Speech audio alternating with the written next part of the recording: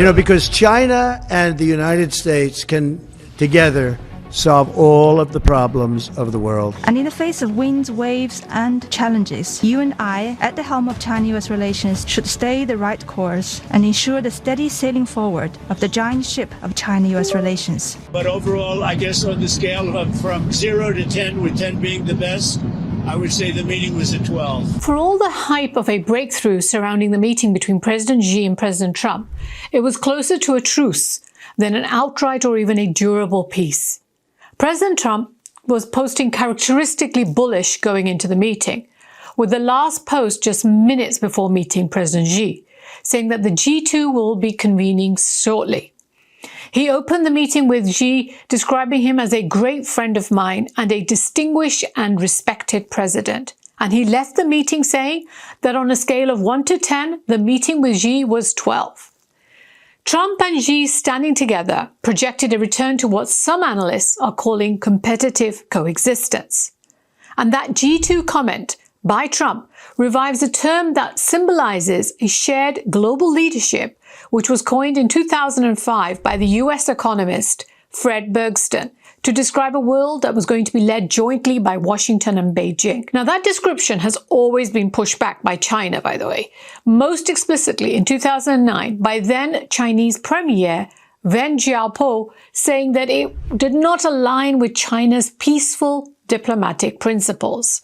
They've always said that they do not believe in an exclusivity of leadership of the world, preferring multilateralism. President Trump and Chinese leader Xi Jinping met face-to-face for the first time in 6 years in South Korea to resolve those recent tensions that started from Trump's trade war against China in April, when he threatened tariffs as high as 145%. And the Chinese posted videos of Chairman Mao saying that they will never bow to blackmail, and they vowed to fight to the end.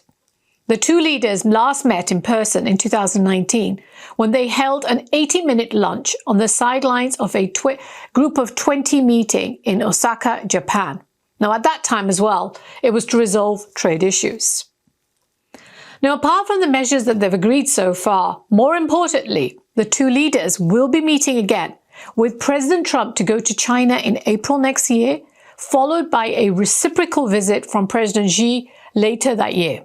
Now, this will help to set out a broader, long-term diplomatic relationship between the two as well as the two countries. And this contrasts sharply with his first-term approach, when his engagement with Xi was often ad hoc and almost always overshadowed by escalating tariff battles. Going into the meeting, China hawks in the United States had been screeching that President Trump was about to totally capitulate and give up the strategic gains that the US had gained over the past decade.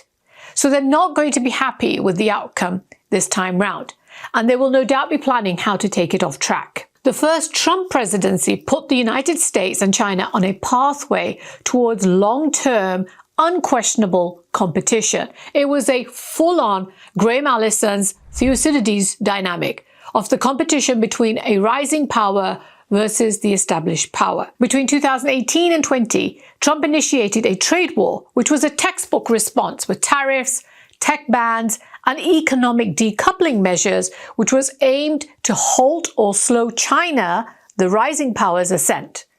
Now, a simple strategy was then to reassert US primacy through confrontation. Trump 2.0 versions happened because China signaled that that earlier model was no longer going to work. As the Wall Street Journal and others have been writing, President Xi adopted a new playbook on dealing with President Trump. When Trump punched, they basically punched back even harder. It made the US realize that open confrontation was too costly, and that critical US interests, from managing China's chokehold on rare earth minerals to staunching the flow of fentanyl, requires a transactional dialogue. You wouldn't think that they needed to be told this. Talking always helps. Now, this detente pivots Trump back to his preferred role as that central deal maker. He prefers securing economic relief, like resuming the soybean purchases, that plays well with Republican rural voting states. What's also an important factor that will support Trump is that increasingly a majority of Americans favor a policy of cooperation and engagement with China, and they oppose higher tariffs on it as well, according to surveys done. This is a subtle but significant shift. Public sentiment has moved faster than Washington's own rhetoric. For the first time since 2017, more Americans favor engagement over containment, and that suggests that Trump's own pragmatic reset will actually play well with the voters. The recent survey done by the Chicago Council of Global Affairs found that 53% of Americans said that the United States should undertake friendly cooperation and engagement with Beijing rather than actively work to limit its global influence. This is up from 40% last year. The majority of Americans, 54% of them, also oppose higher tariffs on Chinese goods, according to the poll. After today's meeting in South Korea, both countries reached a strategic stalemate in which we can expect them to continue to de-risk from each other. China is going to keep pushing for more self-sufficiency in the chip sector, and the US is going to continue on that marathon to build those alternative rare earth supply chains. The deal itself appears to be a transactional truce for 1 year at least, but it is a win-win for both sides and for those watching across the world from the sidelines, or in the case of the Netherlands, that was brought into that US soup, having expropriated Nexperia. Where we stand currently is that it gives both countries more time to work on their weaknesses that were exposed during the past 6 months, more on the US side than the Chinese side, to be honest. Especially when we think about the fact that the US expected that the Chinese were going to be hit hard economically by the whole of the US economics team. In fact, their exports rose. I discussed this in my last vlog, how in April, Treasury Secretary Scott Bessent thought that the China's tariffs against the United States were a losing hand for them because the US imports much more from them than it exports. Even the White House press secretary, Carolyn Leavitt, at the time reflected that hubris at the White House, saying that China needs to make a deal with us. We don't have to make a deal with them.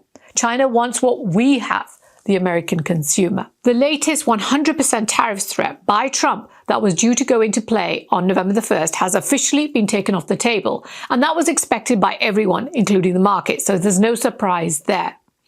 Trump also gave China an immediate sweetener of a reduction of 10% from those fentanyl tariffs. Chinese tariffs now stand at 47% versus those earlier 57%. Trump said that Xi was going to work very hard to stop the flow of precursor chemicals that the United States had been saying that were used to make that a highly addictive and dangerous drug that was sweeping across the United States, creating many, many deaths. He said that, "I think you'll see some real action taken." The US had put a 20% tariff on Chinese products specifically to put pressure on Beijing over the fentanyl. Now, the Chinese have agreed to delay the rare earth controls that they imposed on October the 9th, where any global product containing more than 0.1% of a China-sourced rare earth needed export approval from Beijing. The October orders were, in the words of US Treasury Secretary Scott Bessent at the time, a bazooka at the supply chains and the industrial base of the entire free world. However, China's not backed away from those stringent export control rules that it imposed on critical minerals in April this year and last December as well. The April rules halted exports from China of 7 kinds of rare earth materials and rare earth magnets, and licenses had to be issued by the ministry for you to get one. The December rules imposed similar requirements on 2 metallic elements which were vital for making certain semiconductors and 2 other elements which were needed for military ammunition. Now, the April rules were what created that chaos across car makers in the world, where they suddenly had to stop production. Right now, it seems those rules stay. It's not clear that China's agreement with the United States would apply to Europe as well, but European leaders are also meeting China tomorrow, I think. So it is likely that they will be extended to them as well. In return, the United States has suspended its BIS 50% rule that was introduced out of nowhere by the Secretary of Commerce, Howard Lutnick. This extended Washington's blacklist of firms that were prohibited from doing business with US companies and individuals to their subsidiaries as well. And it was because of this that the number of Chinese companies that were hit jumped from being 3,000 previously to over 20,000. This is what created the uproar in China that the US was acting in bad faith in the midst of the trade talks between the two countries. It will be interesting to see how the Netherlands takes this news, and will it now back down off its expropriation that it had done of Nexperia. It may be pressurized to do so by other European countries so that they can also get a rollback on their rare earth controls that China had imposed on them also. Going forward, the extended BIS rule to 50% subsidiary ownership may stay off the agenda for a while now, as rare earth supply chains take several years, if not decades, to set up. So the US won't be igniting that particular war soon. In fact, it will need to do more so that China removes some of those earlier controls it imposed this year. China is the undisputed leader of that critical mineral supply chain, and it produces roughly 70% of the world's supply of rare earths, and it processes around 90% of those. Doesn't matter how many deals that the United States makes with Australia or Japan, China's dominance isn't going very soon. Earlier, Trump leaving aboard Air Force One when he left South Korea, at that time he had said that China's decision to delay these rare earth export restrictions should be extended routinely. China hawks in the US are not happy with this delay on the BIS rule because they see it as giving more Chinese companies now access to advanced technology that they would rather not give. In leveraging its dominance over rare earth minerals, China was more or less mirroring the American restrictions on exports of high-end chip technologies, which are similarly vital to its own development of a modern economy. Those US restrictions impeded China's ambition in artificial intelligence and keeping top Chinese AI companies a step behind, or a nanosecond behind, as Jensen Huang put it. However, President Xi gave Trump an easy win, or sell, to his MAGA supporters on the soybeans. Coming up to the meeting, China, as a goodwill measure, had already resumed small purchases of those US soybeans, around 180,000 metric tons, for this coming December to January shipment. Scott Bessent has confirmed that it was agreed that the Chinese now will be buying 12 million metric tons of soybeans during this season, which is between now and January. And then for the next 3 years, they're going to be buying a minimum of 25 million metric tons per annum. This will then take Chinese buying of soybeans from the United States back to its 2023 numbers, when the US shipped nearly 25 million metric tons to China, according to the American Soybean Association.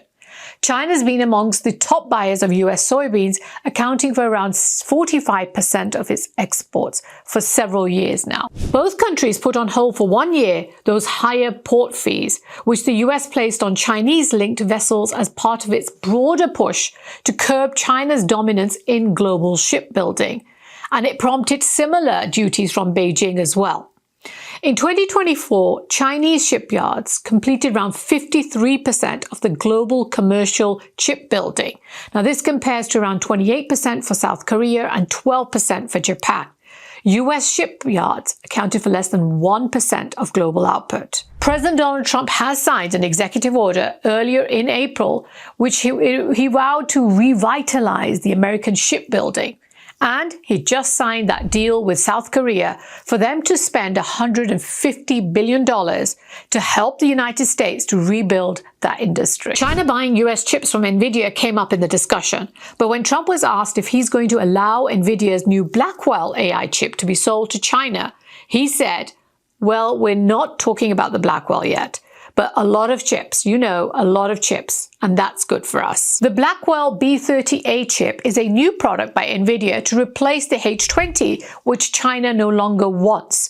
But it's still being deliberately throttled back chip, which has been designed for the Chinese market so that it won't trigger US restrictions, but it is more powerful than the H20. Nvidia's stock, which hit that 5 trillion mark on Wednesday, more than the GDP of Germany, investors had been hoping that the meeting between President Trump and Xi would ease Nvidia's access to China. Well, they didn't get that, and it was off 2% on Thursday morning. Giving high-tech chips to the Chinese is a very difficult call for the United States president, even Donald Trump, given that bipartisanship that exists between the China hawks in DC.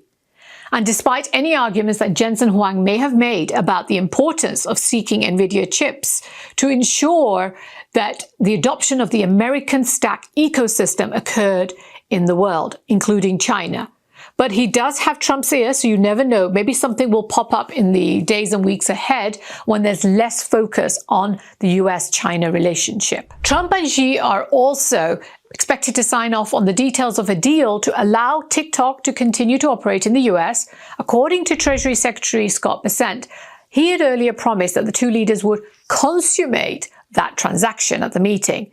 No details have still been released on any proposed structure. Now, regardless of all the negativity in the press about this relationship, I do believe anytime leaders spend time together, there is a greater opportunity to understand each other as well as each other's nations. That can only help to make better decisions for the long run. I'm Najma Minhas with GVS Deep Dive. Share with me your thoughts on whether you think this meeting is a start of a more positive relationship between the two countries. Have a great day.